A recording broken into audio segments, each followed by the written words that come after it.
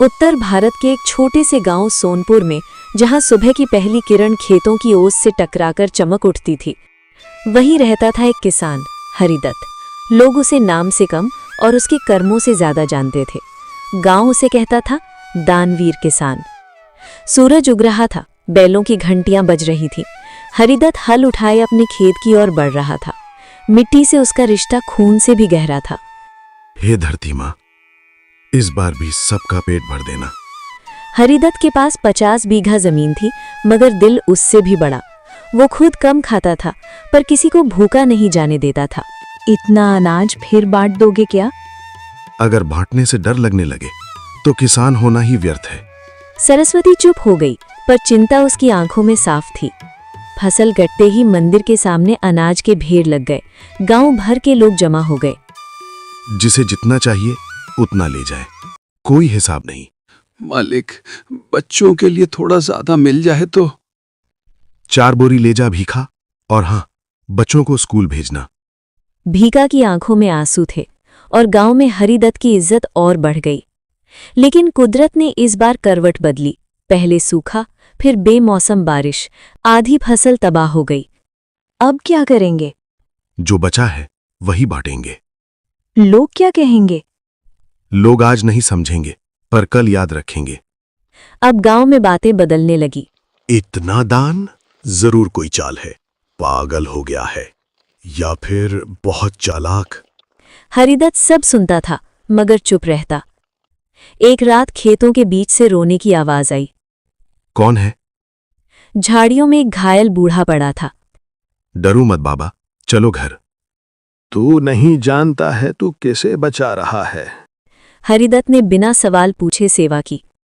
याद रखना हरिदत्त, तेरा दान ही तेरा इम्तिहान बनेगा। और वो बूढ़ा रात में कहीं गायब हो गया। कुछ दिन बाद सरकारी सर्वे की खबर फैली। हरिदत्त की जमीन में गड़बड़ी है। वही रघुवीर जिसे हरिदत्त ने कभी कर्ज देकर बचाया था। इसी का बदला है क्या ये? उपकार का हिसाब लोग अपनी सुविधा से रखते हैं। उसी रात हरिदत्त का गोदाम जल उठा। आग आग! सब कुछ राख हो गया। अब देने को कुछ नहीं बचा। दानवीर अब क्या दान देगा? लेकिन राख के नीचे एक ऐसा सच छुपा था जो सब कुछ बदलने वाला था। राख अभी ठंडी भी नहीं हुई थी और हरिदत्त के जीवन में सवालों की आग और भड़क चुकी थी। जिसने सारी उम्र दूसरों को दिया, आज वही किसान खुद खाली हाथ खड़ा था। सुबह हुई, सूरज निकला, मगर हरिदत्त के आंगन में अंधेरा पसरा था। सब खत्म हो गया, साल भर की मेहनत। नहीं सरस्वती, जो आग से बच जाए वही असली पूंजी होती है।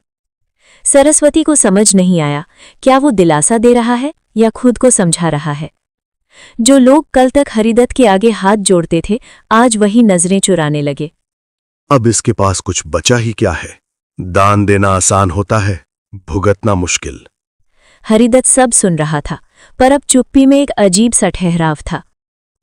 मोहन, जो अब तक पिता को भगवान समझता था, आज पहली बार सवाल करने लगा। बाबा, आपने सबको दे दिया, लेकिन अपने परिवार के बारे में नहीं सोचा। बेटा, मैंने दिया इसलिए ताकि तुम्हें कभी किसी के आगे हाथ न फैलाना पड़े। पर आज हम खुद खाली खड़े हैं। हरिदत्त चुप रहा। कभी कभी जवाब चुप्पी में ही छुपा होता है। उसी दिन दोपहर को एक सरकारी जीप आकर रुकी।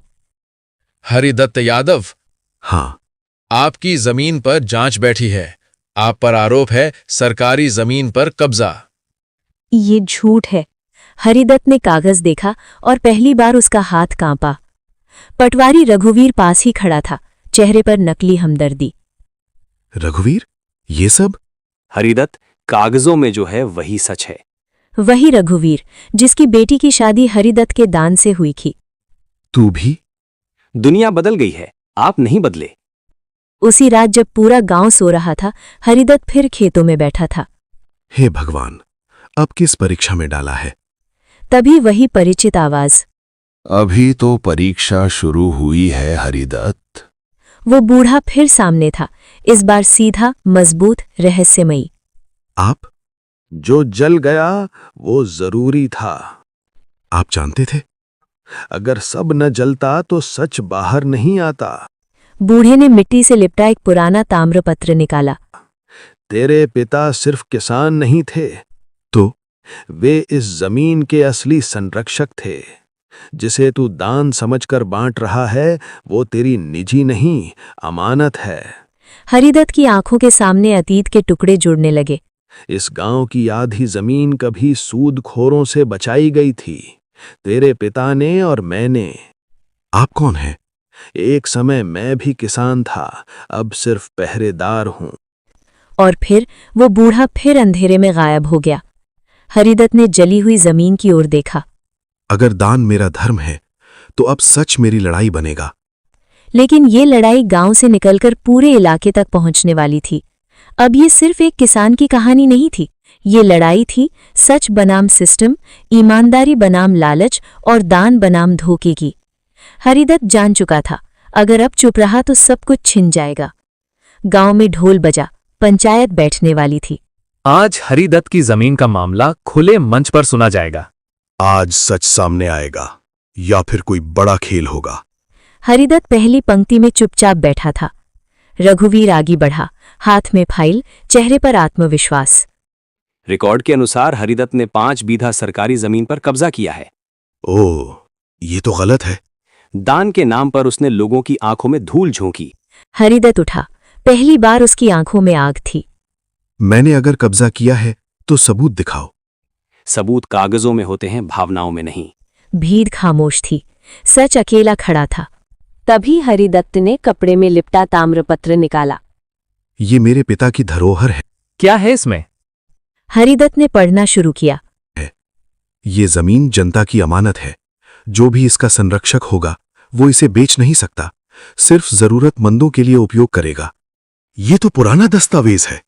सरकारी अधिकारी खड़ा हुआ। ये दस्तावेज अदालत में साबित करना होगा। वहां ताम्रपत्र नहीं, पैसे चलते हैं। ये बात मोहन ने सुन ली। मोहन आगे आया, पहली बार पूरे गांव के सामने। अगर न्याय पैसे से मिलता है तो मैं शहर जाकर सच की आवाज बनूंगा। बेटा, अब चुप रहना पाप होगा माँ। ये सिर्फ बेटे का फैसला नहीं था, ये पीढ़ियों की लड़ाई थी। उसी रात रघुवीर किसी से फोन पर बात कर रहा था। ताम्रपत्र गायब होना चाहिए, हरिदत्त टूटना चाहिए। अंधेरे में एक परछाई सुन रही थी। अगली सुबह हंगामा मच गया। ताम्रपत्र चोरी हो गया। अब क्या होगा? अब सच बोलेगा, इंसान नहीं। हर कोई हैरान था। शाम को फिर वही बूढ़ा आया। कागज चोरी हो सकता है पर जमीन नहीं बोलती। मतलब? जिस दिन गांव खड़ा होगा उस दिन सिस्टम गिरेगा। ये कहकर वो चला गया, इस बार हमेशा के लिए। रात भर हरिदत्त गांव-गांव गया। मैंने कभी तुम्हें कुछ देकर एहसान नहीं जताया। आज सच के लिए साथ मांग रहा हूं। हम तुम्हारे साथ हैं। अब कहानी अपने सबसे खतरनाक मोड़ पर थी। जब एक पूरा गांव सच के लिए खड़ा हो जाए तो सत्ता की नींव हिलने लगती है। हरिदत्त अकेला नहीं रहा, अब उसके साथ उसकी मिट्टी थी। सुबह होते ही खेतों से किसान निकल पड़े, हाथों में हल, आंखों में हिम्मत। आज खेत नहीं, इंसाफ जोतेंगे। हरिदत्त अकेला नहीं है। सरस्वती दूर से देख रही थी, उसकी आंखों में डर भी था और गर्व भी। तहसील दफ्तर के बाहर भीड़ जमा हो गई। हम भीख नहीं, हक मांगने आए हैं। अधिकारी घबरा गए, फोन घनघनाने लगे। रघुवीर अंदर बैठा पसीना पोंछ रहा था। अगर आज नहीं रुके तो मामला हाथ से निकल जाएगा। उसने एक आखिरी पत्ता फेंका। पुलिस पहुंची, हवा में तनाव था। भीड़ हटाओ, नहीं तो लाठी चलेगी। जल नहीं उगती साहब, न्याय से उगती है। कुछ पल के लिए सब थम गया। तभी हरिदत्त आगे बढ़ा। अगर इस जमीन के लिए खून बहेगा तो मैं सबसे पहले पीछे हटूंगा। नहीं, मैं अपनी सारी जमीन ट्रस्ट को सौंपता हूं, न मेरे नाम न मेरे बेटे के नाम। भीड़ सन्न रह गई। ये क्या कर दिया? जो अमानत थी उसे वापस लौटा रहा हूं। हरिदत्त का ये त्याग हर कैमरे में कैद हो गया। जांच दोबारा होगी। अब सवाल रघुवीर पर था। रघुवीर भागने की कोशिश कर रहा था। रघुवीर सिंह, तुम्हें भ्रष्टाचार के आरोप में गिरफ्तार किया जाता है। हरिदत्त ने सब छीन लिया।